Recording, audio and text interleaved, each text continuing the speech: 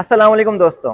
उम्मीद करता हूँ आप लोग खैरियत से होंगे। मेरा नाम उमैर है and welcome to my new channel. मैं अपने दूसरे चैनल में आप लोगों को बताता हूँ कि आप दुबई में करियर कैसे स्टार्ट कर सकते हैं। इस चैनल को बनाने का मकसद ये है कि मैं आप लोगों को दुबई की प्रैक्टिकल लाइफ दिखा सकूँ। दुबई में किस किस तरह के चैलेंजेस का सामना करना होता है। जब तक ये आप लोग प्रैक्टिकली नहीं देखेंगे आप लोगों को समझ में नहीं आए। तो चलें आज का व्लॉग स्टार्ट करते हैं।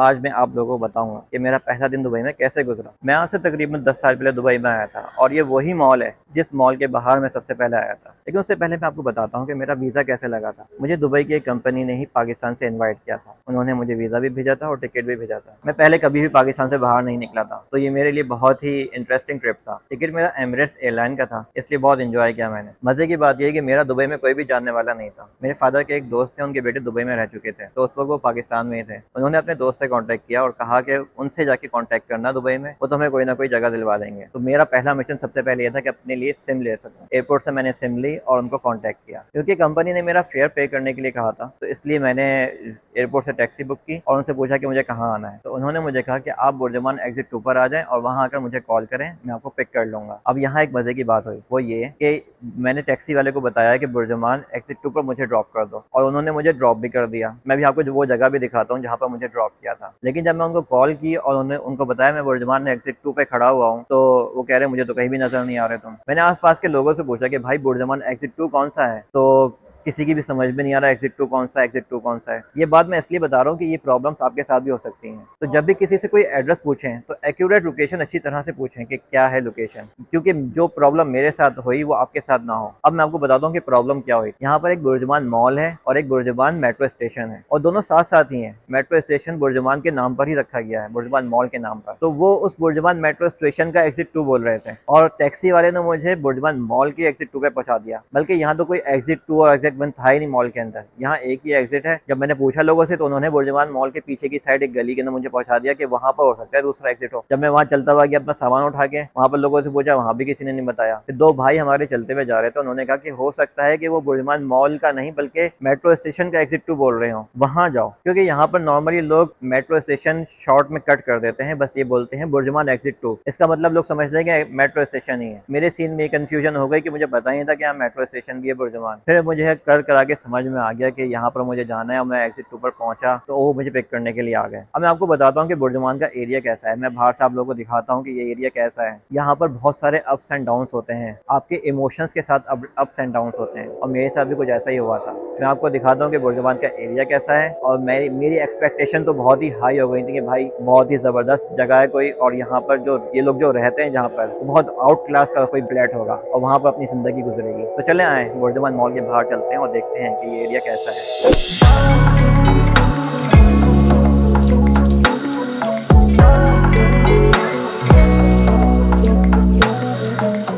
दोस्तों ये वो जगह है जहाँ पर मुझे टैक्सी वाले ने ड्रॉप किया था, और आप देखें कि ये जगह कितनी खूबसूरत है। ये पीछे मॉल है मेरे, और यहाँ पर ये सेंटर पॉइंट है, इसके यहाँ पर मॉल है, और आप देख सकते हैं कि ये जगह कैसी है।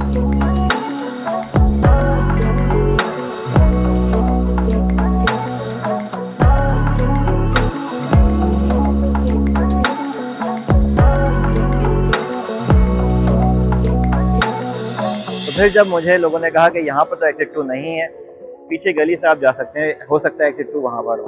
तो यहाँ से घूम के पीछे की तरफ गया था। अच्छा, यहाँ पर आप देख सकते हैं बहुत सारे रेस्टोरेंट्स हैं, बिल्डिंग्स बहुत अच्छी अच्छी हैं, और वहाँ दूर जो सिग्नल नज़र आ रहा है वो है बुर्जुमान मेट्रो स्टेशन। वहाँ पर एक्चुअली उन्होंने मुझे बुलाया था, बुर्जुमान मेट्रो स्टेशन एग्जिट 2 पर। तो मुझे वहाँ पहुँचना था और मैं गलती से यहाँ आ गया था, और फिर गली में पीछे घूमता हुआ वहाँ तक पहुँच गया। तो फाइनली उन्होंने मुझे पिक कर लिया और मुझे वहाँ से लेकर आए वो इस जगह पर। ये एरिया, ये भी वही एरिया है, बर दुबई का एरिया कहलाता है ये। बराबर में आप देख सकते हैं कि हॉलीडे इन है, और हॉलीडे इन के बिल्कुल साथ में ये बिल्डिंग है, इसका नाम है सनशाइन अपार्टमेंट। तो मैंने जब बुर्जुमान के बाहर कदम रखे थे और मुझे लगा था कि भाई ये तो भाई बहुत ही ज़बरदस्त जगह होगी और आउट क्लास सी लाइफ होगी यहाँ पर। लेकिन जब यहाँ बिल्डिंग पे आया, आप देखें बिल्डिंग कैसी है, और यहाँ पर मुझे अंदाज़ा हुआ कि मेरे मेरे जो इमोशंस थे वो थोड़े से डाउन होने शुरू हुए कि यार ये तो कुछ अच्छी बिल्डिंग तो नहीं लग रही। फिर वो मुझे अंदर पार्किंग में लेके गए और अपनी गाड़ी पार्क करने के बाद अपने रूम में लेकर गए। हम जब फ्लैट के अंदर ऊपर गए तो एक फ्लैट के अंदर 2-3 रूम थे, इन लोगों का एक रूम था। जब हम रूम के अंदर गए तो शुरू में एक छोटा सा रूम था जहाँ पर सबने अपने बैग्स रखे हुए थे। उसके बाद बड़ा रूम था, उस रूम के अंदर साइड्स पर बंकर बेड्स थे 4 और डबल थे, तो मतलब टोटल 8 लोगों की जगह थी और बस वहीं रूम खत्म हो गया। 4 बंकर बेड, बीच में छोटी सी जगह और बस सब कुछ ख़त्म। तो मेरे तो इमोशंस जो इतने हाई हुए हुए थे कि भाई बहुत ही ज़बरदस्त जगह होगी दुबई के अंदर, लाइफ एंजॉय करेंगे। वहाँ जाकर तो बिल्कुल ही सब कुछ ख़त्म हो गया क्योंकि लोहे के बैट ज़िंदगी में कभी नहीं देखे थे। और मैं क्योंकि पाकिस्तान से बाहर कभी गया नहीं था, मैंने कभी एक्सपेक्ट भी नहीं किया था कि बंकर बैट्स ऐसे होंगे और इस तरह से वहाँ पर मुझे अपनी लाइफ गुजारनी पड़ेगी।